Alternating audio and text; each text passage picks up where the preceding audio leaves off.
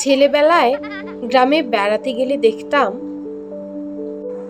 প্রতিটি বাড়িতে একটা বাইরের বাড়ি বা বাইরের ঘর থাকতো। সে ঘরে পরিচিত অপরিচিত অল্প চেনা নিজ এলাকা বা গ্রামের বা অন্য কোথাও থেকে আসা যে কোনো মানুষ এসে উঠতেন। কেউ হয়তো আড্ডা দিতেন, কেউ থাকার জন্য আসতেন, কেউ বা সপ্তাহ বা মাস বা বছরও কোনো কোনো গৃহস্থের বাইরের বাড়িতেই কাটিয়ে দিতেন। ওই বাইরের বাড়ি থেকেই চেনা পরিচয় হৃদ্যতা হতো। কে ভালো কে মন্দ বোঝা যেত। ভালো মানুষদের সাথে ওই পরিবারের একটা সম্পর্ক গড়ে উঠত, যা অনেক সময় আত্মীয়তা পর্যন্ত গড়াতো।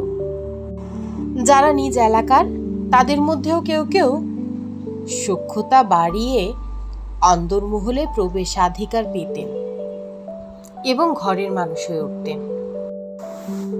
ঠিক তেমনি ভাবে আমাদের মনেরও দুটো বা আরো বেশি ভাগ করে নেওয়া প্রয়োজন বলে আমি মনে করি। মনের বাইরের বাড়ি থাকবে, সেখানে সবার যাতায়াত থাকবে। সেখান থেকে যাচাই বাছাই করে নির্ধারিত হবে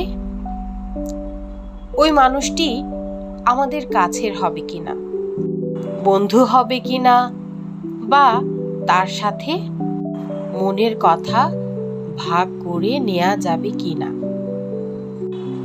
আমরা আমাদের জীবনের সবচেয়ে বড় ভুলটা কি করি জানেন? যাচাই বাছাই না করে শুধু কথা বলে ভালো লেগেছে বা দেখে ভালো মনে হয়েছে তাকেই বন্ধু বা শুভাকাঙ্ক্ষী মনে করে ফেলি। অনেক বিষয় তাদের সাথে বলে ফেলি বা তার কাছে অনেক প্রত্যাশা রাখি। এতে করে নিজেরা প্রতারিত হই, ক্ষত বিক্ষত হই কিংবা ইমোশনাল ব্ল্যাকমেলের শিকার হই। সেজন্যই সবাই থাকুক না মনের বাইরের বাড়িতেই।